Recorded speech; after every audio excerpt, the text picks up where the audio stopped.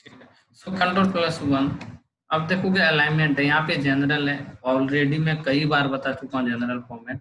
ठीक है। सो इसके बाद यहाँ पे इंडेंट, इंडेंट पे फोकस नहीं हम डालते, हम डालेंगे यहाँ बॉटम पे।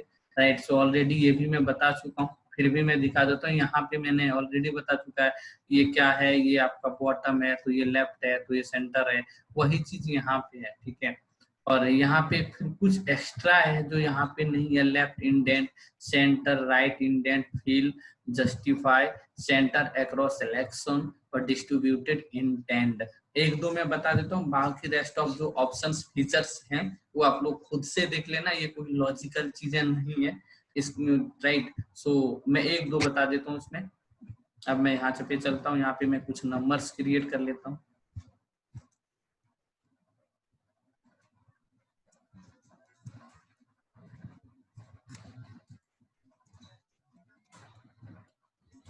Ctrl+1। ये मैं कर देता हूँ, यहाँ पे ले लेता हूँ सेंटर। राइट। सो सेंटर पे चला, सॉरी, Ctrl+1 सेंटर। सो जनरल, सेंटर, राइट, वर्टिकल में सेंटर। तो अब देखोगे सेंटर चला गया। ठीक है। ये हॉरिजेंटल में सेंटर है, ये वर्टिकल में सेंटर है। राइट। तो यहाँ पे दो ऑप्शन है कि आपको जो सेंटर में टेक्स्ट लाने हैं वो वर्टिकल है या हॉरिजेंटल में। अगर वर्टिकल में डेटा है तो वर्टिकल को ऑप्शन करोगे, और हॉरिजेंटल में तो हॉरिजेंटल को आप सेलेक्ट करोगे। राइट। सो यहाँ पे दो ऑप्शन है। इसके बाद इंडेंट है। इंडेंट क्या करता है, देखो इंडेंट में 5 ले लेता हूँ, ये है इंडेंट। राइट। सो ये इंडेंट का मतलब ये है कि आप अपने अकॉर्डिंग को ये प्लेस कर सकते हैं नंबर्स को अपने अकॉर्डिंग, थोड़ा लेफ्ट थोड़ा राइट। लेकिन अगर मैं राइट पे क्लिक कर दूं ना तो राइट ही चला जाएगा, अगर लेफ्ट पे क्लिक कर दूं ना तो राइट ही नंबर चले जाएंगे। लेकिन इंडेंट क्या होता है, इंडेंट में आप एक अपने अकॉर्डिंग पोजीशन बना सकते हैं। राइट। सो अगर इंडेंट में 6 करता हूँ या 4 करता हूँ तो 4 इंडेंट में ये प्लेस होंगे ये सारे नंबर्स। राइट। और इसके बाद ये हॉरिजेंटल में, तो हॉरिजेंटल में है, वर्टिकल में अगर होता तो वर्टिकल में आप चेंजेस कर सकते थे। इसके बाद यहाँ पे आप देखेंगे टेक्स्ट, देखोगे तो टेक्स्ट कंट्रोल है। टेक्स्ट कंट्रोल में रैप टेक्स्ट में ऑलरेडी बता चुका हूँ क्या होता है। राइट। और इसके बाद यहाँ श्रिंक टू फिट है, जो कि मैंने कहीं भी नहीं बताया था, ऑप्शन है ही नहीं। श्रिंक का मतलब होता है सिकुड़ना। राइट। किसी भी चीज आपको लगता है कि एक सेल में मैं 200 या 300 वर्ड्स के नंबर फीड कर दूं एक सेल में, और उस सेल को मैं कोई भी चेंजेस नहीं करना चाहता हूँ, ना ही उसकी हाइट को इंक्रीज करना चाहता हूँ, ना ही मैं उसकी विड्थ को इंक्रीज करना चाहता हूँ, और वो डेटा उसी सेल में मुझे सेट करने हैं, तो फीचर्स का नाम है, उसे सेट करने का जो फीचर्स का नाम है उसका नाम है shrink to fit. Right. So shrink to fit में दिखाता हूँ आपको यूज करके। यहाँ पे मैं लिखता हूँ I am going to Goa. अब मैं कुछ नहीं मैं नहीं चाहता हूं कि ये जो सेल है, ये सेल की ना ही मैं हाइट इंक्रीज करना चाहता हूँ, ना ही इसकी विड्थ इंक्रीज करना चाहता हूँ, और मैं यही चाहता हूँ कि इसी इतने ही स्पेस में ये जो टेक्स्ट है वो सेट हो जाए। तो कैसे होगा, हमें यूज करना पड़ेगा श्रिंक टू फिट। भले ही आपको क्लियर ना दिखे, उससे मतलब ये कोई मतलब आप नहीं, क्लियर नहीं दिखेंगे चीजें। क्यों? क्योंकि स्पेस कम है और डेटा ज्यादा है, लेंथी है, तो आपको यहाँ क्लियर नहीं दिखेगा। क्लियर आपको विजिबल जो डेटा होगा वो विजिबल यहाँ पे होगा फॉर्मूला बार में। Right. So shrink to fit, इसका नाम है श्रिंक टू फिट। और ऑलरेडी मैं बता चुका हूँ merge cells. Right. So merge cells में यहाँ कॉन्टेक्स्ट डायरेक्शन में लेफ्ट टू राइट करने, राइट टू लेफ्ट करने, कैसे आपको करने हैं मर्ज, आप यूज करके देखना इस फीचर्स को, आपको सब कुछ पता चल जाएगा एक्चुअल में ये सब है क्या। डायरेक्शन, टेक्स्ट टू डायरेक्शन, ये डायरेक्शन का आप घर पे यूज करके देखना, कुछ आप लोग भी करना, जब भी आपको पूरी बात समझ आएगी, पूरा कॉन्सेप्ट समझ आ जाएगा। खुद से भी कुछ करना जरूरी है। जो ऑप्शंस आपसे नहीं होता, आपको समझ नहीं आता आप लोगों को, वो कमिंग क्लास में आप लोगों से डाउट को क्लियर कर लेना। राइट। इसके बाद यहाँ पे आप देखोगे ओरिएंटेशन है, ओरिएंटेशन के जस्ट नीचे डिग्रीज है। राइट। सो यहाँ पे हम मैनुअल इस चीज को इंक्रीज और डिक्रीज डिग्री को इंक्रीज और डिक्रीज में कर सकता हूँ। ठीक है, जस्ट दिखाता हूँ। ये जो मोस्टली यूज होता है ये हेडर में यूज किया जाता है इसको। जैसे मैं यहाँ पे लिखता हूँ नेम, यहाँ पे मैं लिखता हूँ मैथ।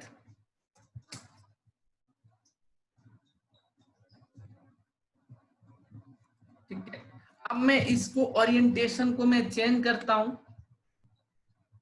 ठीक है, सो मैं इसको रख देता हूँ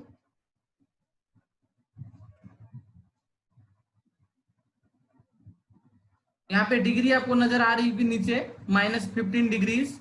सो मैं 15 डिग्रीज पे करता हूँ तो ये पोजीशन बनती है। ये मोस्टली जो यूज किया जाता है ये हेडर के लिए यूज किया जाता है, डिजाइन करने के लिए। जब हम डैशबोर्ड वगैरह क्रिएट करते हैं ना, वहां पे यूज किया जाता है। ये थोड़ा अच्छा दिखे, थोड़ा डैशबोर्ड, जब हम डैशबोर्ड का मतलब क्या होता है, दोनों चीजें होनी चाहिए डैशबोर्ड में।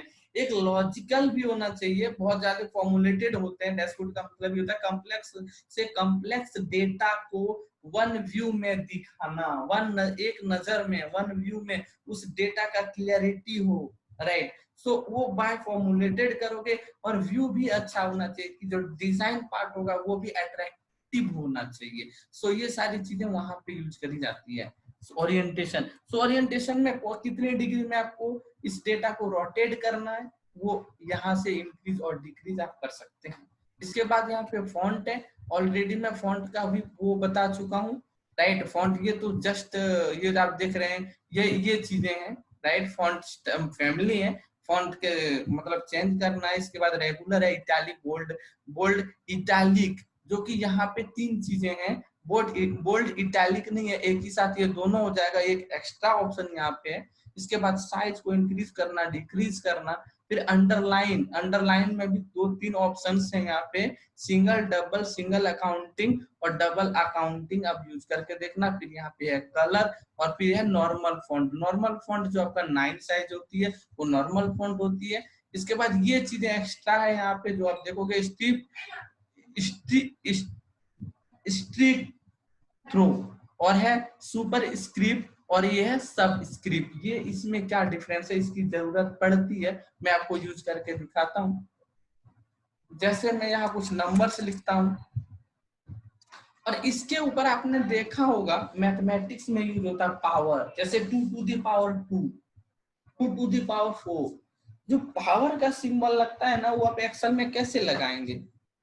ठीक है, जैसे कि मुझे ऐसे लगाना है कि ये 1000 है ना, 1000, तो इस 1000 के ऊपर मुझे पावर लगानी है, पावर लगानी है 2। लेकिन यहाँ पे जैसे मैं एंटर प्रेस करता हूँ तो ये तो कोई पावर नहीं है, 1002 हो गया। इसके ऊपर में 2 लगाना चाहते हो, जस्ट लाइक स्क्वायर, जो आप हम लोग स्क्वायर बोलते हैं, इसको स्क्वायर लगाना है।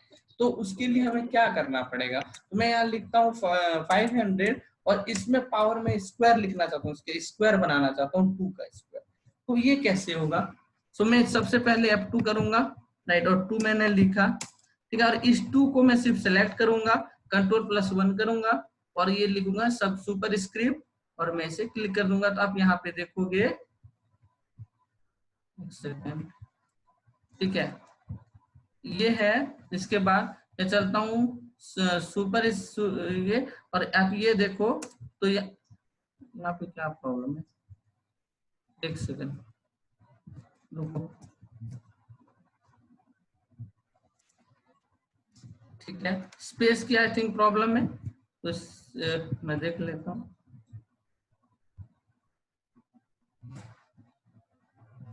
हट जा रहा है, इसमें क्या प्रॉब्लम हो सकती है? रुको, 8 है, यहाँ मैंने 2 लिखे हैं, सेलेक्ट किया, किया, हटने का क्या रीजन है? ये हट जा रहा है, ये हटता नहीं है वैसे। ठीक है, अभी मैं देख लेता हूँ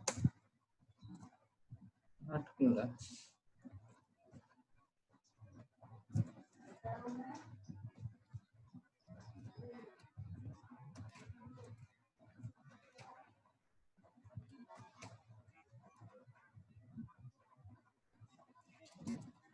देखता हूँ ऐसे क्या है प्रॉब्लम।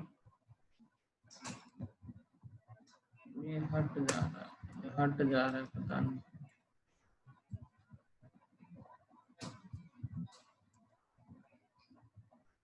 ये हट क्यों रहा है?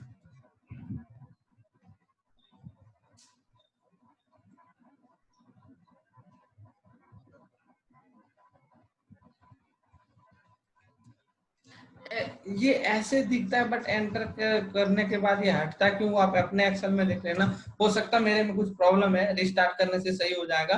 तो ये होगा मतलब सुपर स्क्रिप्ट करोगे तो टू का स्क्वायर बन जाएगा, और सब स्क्रिप्ट करोगे तो ये टू नीचे आ जाएगा। मैं दिखाता हूँ, ठीक है। जैसे ये है, अब मैं इसको चाहता हूँ नीचे, जैसे S2 होता है, O2 होता है नीचे, नीचे की ओर, तो ये आपको नीचे जाएगा, ये देखो नीचे आएगा, ये देखो, ठीक है। अब मैं इसको बाहर क्लिक करता हूँ तो ये इनएक्टिव हो जाता है, क्यों वो देखना पड़ेगा थोड़ा, एक्सेल में भी कभी कभी प्रॉब्लम आती है। अब घर पे करके देखना, ये हो जाएगा। ये सब स्क्रिप्ट है, और ऊपर चला जाएगा वो सुपर स्क्रिप्ट है, ठीक है। एंड अब पहला ऑप्शन देखते हैं, थ्रू। सो ये है थ्रू में आपका जो नंबर आप कट करना चाहते हैं उसे, कि कट का सिंबल आ जाए, तो आप देखोगे यहाँ कट का ऑप्शन है, देखो यहाँ लाइनिंग आ गई। ये सब सिंबल आप यूज कर सकते हैं यहाँ से। इसके बाद ये ऑप्शन आपका क्लियर हो गया, फिर मैं चलता हूँ बॉर्डर में। सो बॉर्डर यहाँ देखोगे, जो कि मैंने यहाँ ऑलरेडी बता चुके हैं, ये बॉर्डर, ठीक है, ये बॉर्डर है। सो यहाँ भी वही बॉर्डर है, यहाँ पे आप बॉर्डर को कलर कर सकते हैं। जैसे आपको जो कलर करना है बॉर्डर, देखिए जैसे कि मैं यहाँ कुछ बॉर्डर मैंने क्रिएट करे हैं, ठीक है, तो वो कलर चाहता हूँ, अपने अकॉर्डिंग कलर करना चाहता हूँ। ये बॉर्डर में यहाँ अप्लाई कर लेता हूँ। कपल ऑफ स्टाइल्स है, जो भी आपको अच्छा लगता है आप वो यूज कर सकते हैं। और यहाँ पे एक ऑप्शन ये है कि अगर आप ऐसे सेंटर में एक लाइन चाहते हैं, राइट, या सेंटर में नहीं चाहते तो हटा सकते हैं, या आप ऐसे चाहते हैं, क्रॉस चाहते हैं, आप ऐसा भी यूज कर सकते हैं, जो कि ये ऑप्शन वहां पे नहीं है। तो मैं ऐसा भी बना सकता हूँ बॉर्डर को, ठीक है। और इस बॉर्डर को अगर मैं कलर करना चाहूँ तो इस बॉर्डर को मैं कलर भी कर सकता हूँ, ठीक है।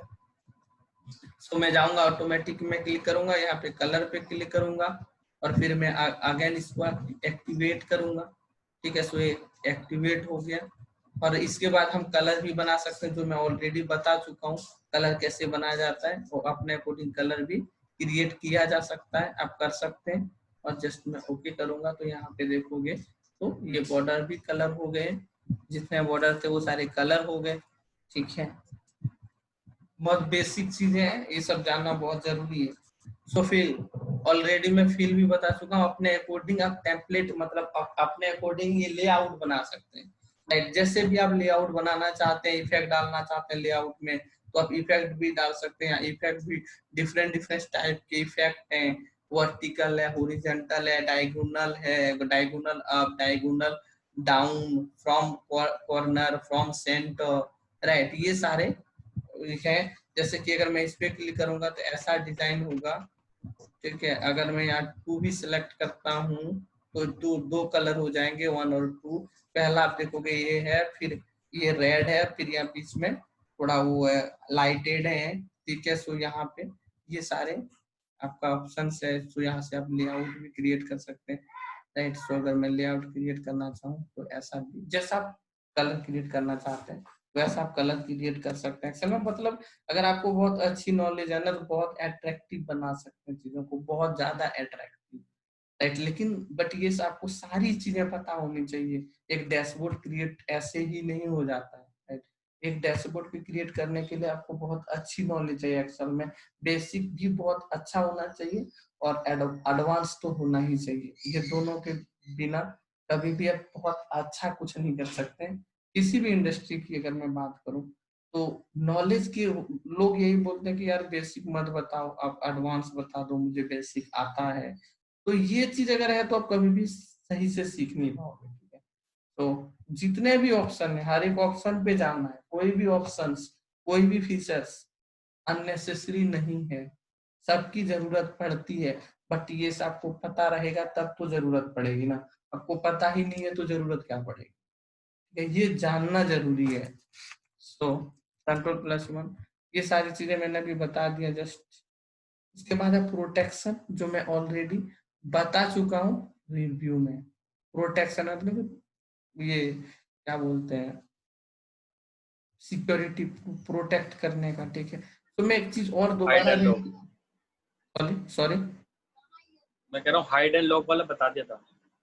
हाँ, और एक बार दोबारा रिवाइज कर देता हूँ, बिकॉज अभी हमारे पास टाइम भी कम है, और ये कस्टम फॉर्मेट मैं चाहता हूँ कि बहुत अच्छी से बताऊं, आधा घंटा लगेगा इसमें, ठीक है। तो मैं कमिंग संडे ये कंप्लीट करने के बाद फिर मैं फॉर्मूला में आऊंगा, तो कस्टम में कमिंग संडे बताऊंगा, पहले कंप्लीट हो जाए इसके बाद मैं आगे बढ़ूंगा। तो प्रोटेक्शन एक बार मैं रिपीट कर देता हूँ। प्रोटेक्शन क्या है, यहाँ पे देखोगे पहला है लॉक, फिर है हिडन, राइट। फिर यहाँ लिखता है कि लुकिंग सेल्स और हाइडिंग फॉर्मूलाज, आप फॉर्मूलाज को भी हाइड कर सकते हैं, has no effect until you protect the worksheet, review tab, changes group, protect sheet and button, ठीक है। सो मैं आपको पहले बता दूं, ये जो होल शीट है ऑलरेडी ये लॉक्ड होता है, राइट, ये सबको पता है। ये शीट हमारा लॉक्ड होता है, लॉक्ड रहता है।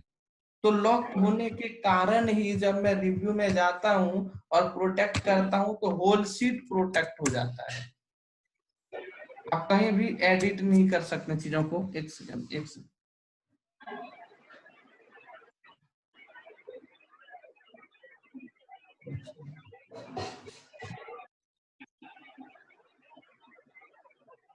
ठीक है। सो यहाँ पे देखोगे, जैसे मैं यहाँ पासवर्ड लगा यूज करता हूँ, यहाँ पासवर्ड लगाता हूँ सपोज 123 और फिर 123, तो आप देखोगे यहाँ पे कहीं भी एडिट आप नहीं कर सकते, कहीं भी कुछ लिख नहीं सकते, क्योंकि ये मतलब होल सीट प्रोटेक्ट है, लॉक्ड है।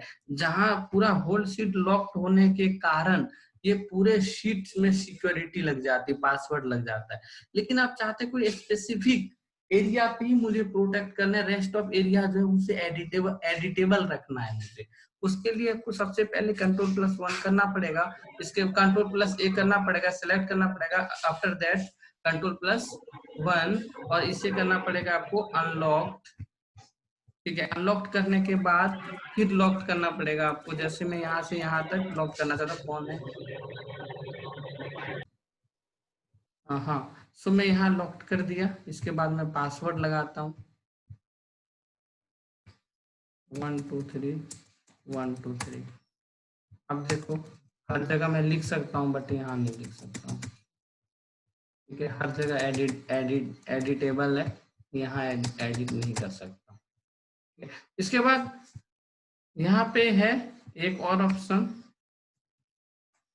जहाँ पे मैं चाहता हूँ कि कुछ मैंने फॉर्मूले लगाए हैं वो ना दिखे।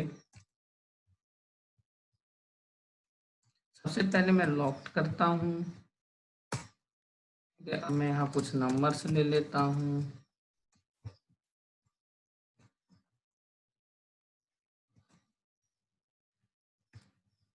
अब मैंने यहाँ कौन सा फॉर्मूला, सॉरी फॉर्मूला रहने देता हूँ। अब मैं कौन सा फॉर्मूला लगाया हूँ वो मैं चाहता हूँ कोई ना देख पाए, तो सबसे पहले मुझे Ctrl+1 करना है, फिर इसे लॉक को अनलॉक करना है, फिर मुझे ये लॉक करना है, ठीक है, और फिर हाइड करना है, और फिर फॉर्मूला लगाना, फिर पासवर्ड लगा। अब देखोगे तो यहाँ पासवर्ड भी नहीं दिख रहा है और ये लॉक्ड भी है। अगर आप चाहते हैं कि मेरा फॉर्मूला भी ना दिख पाए और प्रोटेक्ट भी रहे, तो ये भी ऑप्शन है, हाइड में जाके आपको ये काम करना होगा, ठीक है।